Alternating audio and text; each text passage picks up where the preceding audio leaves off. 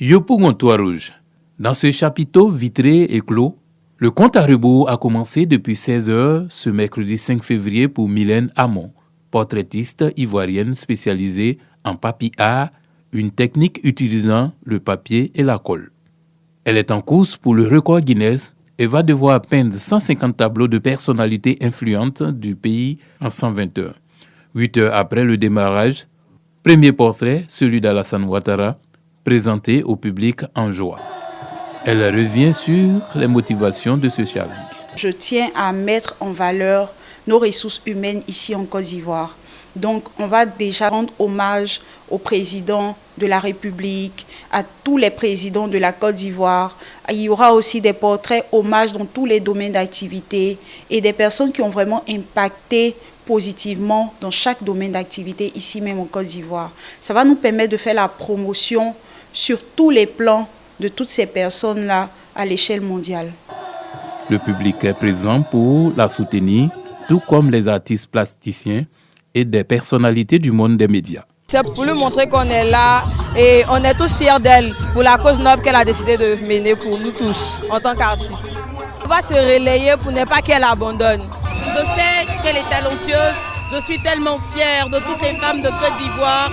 Après Bansé, on est avec Hamon et je suis sûre qu'elle va nous surprendre. Par la grâce de Dieu, les éléphants dans tous les domaines, on reste un pour le drapeau de la Côte d'Ivoire. Le gouvernement n'est pas en marge de ce élan de solidarité qui est représenté par le ministère de la Culture et de la Francophonie. Le ministère de la Culture et de la Francophonie fait tout ce qu'il peut pour accompagner autant institutionnellement que financièrement cet événement. Et donc c'est ce qui explique notre présence aujourd'hui aux côtés de Mylène Hamon. Ce challenge pour battre le record Guinness va se tenir sur 5 jours sans repos ni sommeil. D'où la présence d'une ambulance sur le site du stade de la BAE de Yopougontois Rouge. Du 24-24, donc c'est important de savoir comment elle est physiquement, physiologiquement pendant tout le temps de sa prestation. Donc pendant 5 jours, on sera là sur un système de rotation. Donc si jamais elle ne se sent pas bien, on est là pour intervenir. Pour minimiser la pénibilité de ce temps de travail, les artistes se succèdent face à un public qui se relaie pour faire de Mylène un second héros national après Zénab Bansé. Les portraits de Mylène Hamon seront vendus au profit des enfants atteints du cancer. Tout le pays devra prier pour elle. La tomate, le gombo, l'aubergine, l'oignon, le piment, le concombre, la courgette constituent les principales cultures maraîchères en Côte d'Ivoire. Ces produits agricoles sont l'œuvre de petits producteurs. Ces paysans utilisent pour la plupart les eaux des rivières et marigots. Le liquide précieux contribue à plus de 80% dans la production de ces cultures. Dans la région de Gbeke, ces producteurs sont freinés dans leur volonté de produire toute l'année par un phénomène naturel, l'eau. Kwasi Francis, étudiant, a dû abandonner ses études par manque de moyens financiers pour se lancer dans l'agriculture. La situation a permis qu'aujourd'hui, ici au village, par manque de travail aussi, nos jeunes nous donnent des travaux chapettes. C'est la rivière que nous utilisons ici. Quand il n'y a pas de rivière, les travaux deviennent plus pénibles. Kwasi et plusieurs autres jeunes des camps Kokokou dans la sous-préfecture de Bouaké sont aujourd'hui à l'épreuve de l'eau. Il va arriver un moment, on va arrêter de travailler. Au plus tard, fin février, on va arrêter les travaux parce qu'on n'a plus d'eau. La saison sèche débutée en décembre a eu raison de la rivière qui leur sert de source d'approvisionnement en eau. Ici, ils usent des technicités pour avoir un peu d'eau et cela avec beaucoup de risques. Nous sommes obligés de se lever à 4 h du matin pour venir faire l'arrosage. Quand l'eau que tu trouves s'épuise, tu dois attendre jusqu'à 6 h pour avoir un peu d'eau encore. L'année passée, il y a un frère qui a été piqué par un serpent. Moi-même, je suis tombé dans ce puits. Vraiment, on souffre pour l'eau. Dans la commune de Bouaké, Kwame Kwasi Jean-Baptiste est dans la production maraîchère depuis 2002. Il utilise une stratégie particulière pour toujours avoir l'eau de la rivière. Saison, il ne pleut pas. Rivière là, ça diminue, il n'y a pas de pression. Donc on est obligé de faire une digue et puis pour pouvoir faire stock d'eau. Malheureusement, cette stratégie ne résiste pas à la longue saison sèche que traverse la région. On a fait ça pour pouvoir arroser et que ça finit dedans. On va attendre l'année prochaine pour qu'on travaille. Je me dis, ça ne nous arrange pas. Parce qu'on a besoin d'eau pour travailler. L'eau aussi, ça finit dedans. À Abek-Kwadiokro, dans le département de Botro, ces femmes constituées en coopérative n'échappent pas au tarissement des sources d'eau. La terre est disponible, mais nous ne trouvons pas d'eau.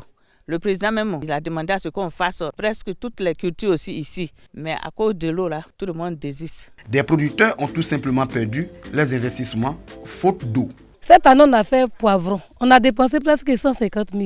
À cause de l'eau, tout est devenu sec. L'année passée, on a fait tomates. On a dépensé presque 150 000. À cause de l'eau, tout est gâté.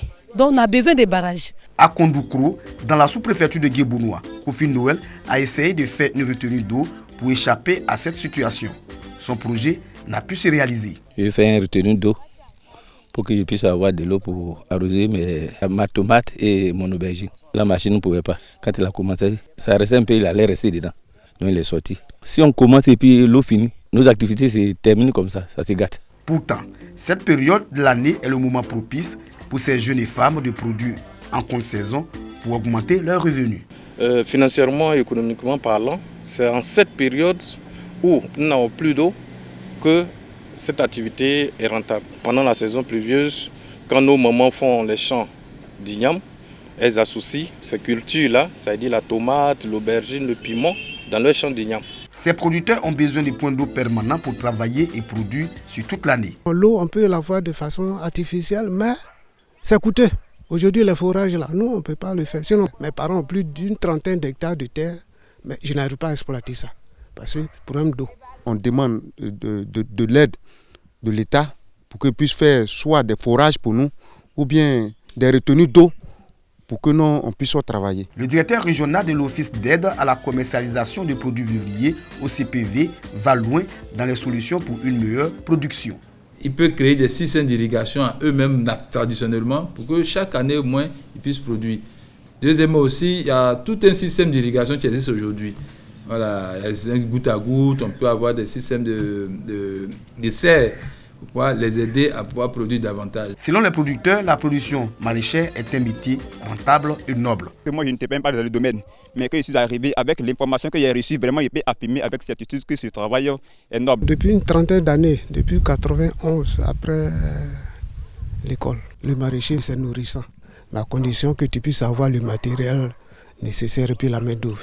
L'organisation de ces jeunes femmes en coopérative va faciliter l'intervention du gouvernement et des collectivités décentralisées. Kofi Raymond, président des producteurs du maraîcher de la région du Béquet, sillonne les champs pour s'entretenir avec ces jeunes sur la nécessité de l'organisation. L'État ne peut pas prendre individuellement chacun un puits, chacun un forage. Il faut qu'on se mette ensemble, creuser peut-être un forage qui va permettre d'irriguer peut-être 5 à 10 hectares. Et 10 hectares, ce n'est pas moins de 20 à 30 personnes qui vont bénéficier de ce forage-là. La réalisation des retenues d'eau et de forage, mais aussi la mécanisation du secteur pourrait faire doubler, voire tripler la production, mettant ainsi fin aux pénuries de cultures vivrières sur nos marchés. Avec le besoin croissant de couvrir les zones difficiles d'accès en personnel de santé, les professionnels de la santé et les professionnels de la technologie mutualisent leurs forces pour apporter des solutions innovantes à travers l'intelligence artificielle. Villard Trevor est le responsable d'une structure internationale évoluant dans la recherche et l'innovation. À ce forum, il propose des solutions dans la santé numérique. Vous avez la possibilité d'interroger un assistant médical comme les chatbots, assistant médical digitalisé, qui vous oriente. Vous dites j'ai un petit souci et lui, il est empathique, il vous permet de comprendre déjà à peu près la situation, mais ne vous délivre pas un diagnostic parce que ce n'est pas son rôle. Mais va déjà s'enquérir de vos nouvelles et vous orienter à la bonne adresse en fonction de ce que vous lui laissez comme information. Si vous dites que vous avez mal au ventre, il ne se contente pas de comprendre que vous avez mal au ventre. Par exemple, l'intelligence artificielle de la clinique connectée, par exemple, c'est des trucs qui sont pertinents, qui savent vous interroger dans un dialogue vrai. Et en fonction de ce que vous aurez relaté, il va vous orienter vers la personne, la spécialité qui est adéquate. Pour les exposants, ce forum est une aubaine pour présenter le fruit de leur recherche. Aujourd'hui, on est venu présenter notre solution nos logiciels et puis vraiment pouvoir améliorer la vie des médecins, améliorer l'expérience des hôpitaux et vraiment développer au niveau de la Côte d'Ivoire cet aspect intelligence artificielle et numérique au service de la santé. Tout comme les exposants, les professionnels de la santé sont présents pour découvrir les solutions innovantes. Vous aider à prendre des décisions pour pouvoir mieux gérer nos malades. Donc l'intelligence artificielle, je pense que c'est la bienvenue, mais seulement qu'il faut que les aspects éthiques soient pris en compte. Parce qu'on ne peut pas se faire, nous sommes dans un domaine où les données sont très sensibles, le domaine de la santé. Voilà. Donc si on n'a pas un minimum d'éthique, il n'y a pas un cadrage qui est fait à ce niveau, ça peut aller dans tous les sens. Donc c'est ce risque-là qui existe, mais il faut, pour l'éviter, il faut que nous médecins, on se forme à la chose. Une problématique qui a poussé les initiateurs du forum InTech Santé à réunir autour d'une même table les différents acteurs. On parle d'intelligence artificielle, on parle de robotique, on parle de ceci, de cela. Mais quel est le niveau de connaissance de nos praticiens? Quel est le niveau technologique de nos plateaux médicaux pour pouvoir transmettre de l'information traitable? On estimait que on allait planter le décor de l'existant, attirer l'attention sur les enjeux de demain et en fonction des contingences qu'on peut supporter, on va y aller pas à pas jusqu'à obtenir. L'intelligence artificielle facilite la vie et a besoin pour ce faire de personnel qualifié à même de répondre aux exigences de la technologie. Raison pour laquelle l'État multiplie les investissements dans la formation avec des établissements spécialisés et des infrastructures capables de soutenir ce développement.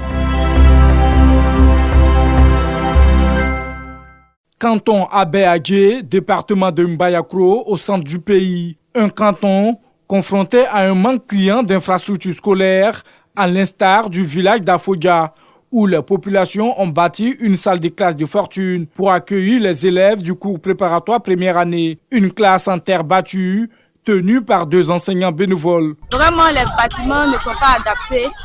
Les difficultés que nous rencontrons sont trop. Nous travaillons difficilement. Les parents font avec ce qu'ils ont. Pour pouvoir faire, les enfants vont avoir le mieux. Le manque d'école n'est pas la seule difficulté à laquelle font face les populations du canton. L'eau potable s'est fait aussi rare. Les femmes sont obligées de parcourir des kilomètres pour s'approvisionner. Ça fait près de 2-3 ans que nous souffrons. Nous n'avons pas d'eau. Nous avons un petit château qui ne fonctionne jamais. Avec lui là, ça ne suffit pas. On ne gagne pas l'eau. On se lève à 4 h du matin pour avoir un peu d'eau. Sinon, il n'y en a pas. Venez nous aider, c'est chaud.